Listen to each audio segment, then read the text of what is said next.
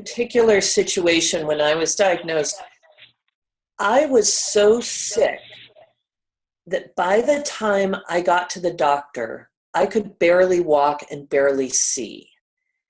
And all my friends were scared for me. We were all really scared. And she just wanted to rule out a brain tumor, which she did.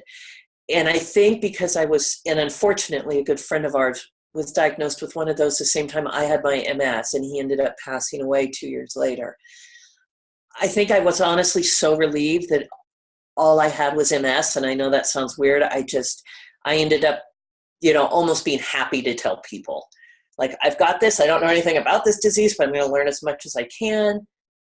And let's, put on my dukes. Let's do it. Put up my dukes. Let's fight this, and let's move on. Yeah. But I do know it's very tough because MS has got a lot of, as I said, mine was a special circumstance. MS has some stigma around it, and in some ways, people it's different than cancer. When people hear you have cancer, it's like you're a cancer survivor. When people have MS, they wonder if you're reliable, or are you going to have an attack? There's just different things around it.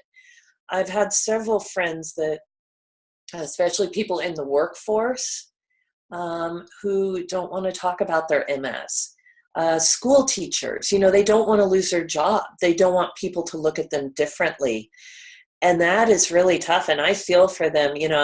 It's one of those things where I'm like, let's own this illness.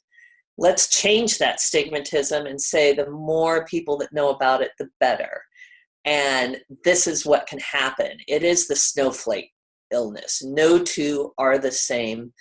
And it may affect me at times, but I can do this, and I've got this. So I think it just is going to take some changing in attitude.